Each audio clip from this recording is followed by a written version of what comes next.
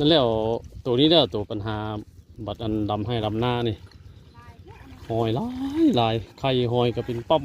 อยู่น้ำข้างหน้านี่ขาบไว้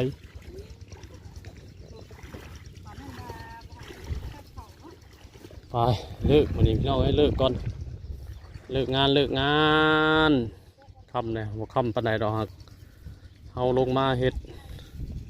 เอาเข่าลงมาถังน้อยนึงก็พอดีเบิดครึ่งถังตอนเช้าครึ่งตอนเร่งครึ่ง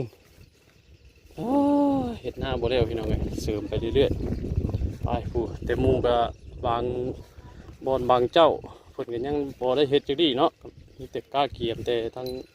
ลุงใหญ่นี่โยแล้วสำเร็จไป100%ถือว่าแล้วเบิด2บอนแต่ว่าเฮามาเฮ็ดเสริมตัวไหนมันบ่ออกซื่อนี่ทงนี้เพิ่นกำลังเริ่มแต่เว้นซ้ำเก่าเลยขึ้นรถโอ้มืดโทรศัพท์ลุงใหญ่มันอยากมืดแน่โทรศัพท์บ่ดีพี่น้องเอ้ยนี่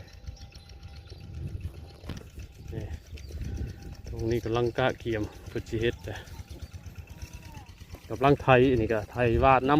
ำปีนี้วาดลายน้ำมันเป็นอุปสรรคในการเฮ็ดนาของชาวไร่ชาวนาเขาเป็นกระวาดคือกันน้ำมันเพลงเนี่ยพากันวาดเอา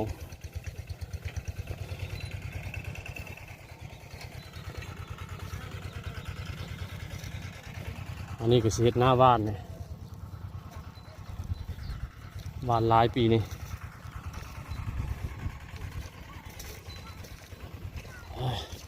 กลับบ้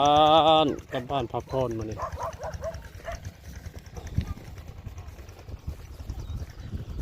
ลังเร่งไถหุด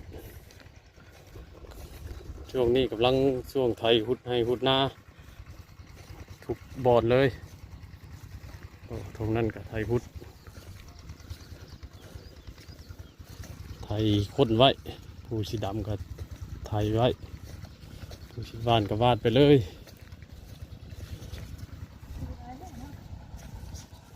นี่คือสับลาบเยอะ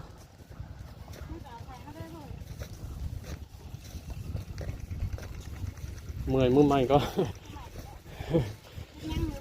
ยังอยู่แล้วบอกหน้าเดียวไปกันง่างก็ไทยปะไว้หน้านั่นเลยหมู่บ้านนี่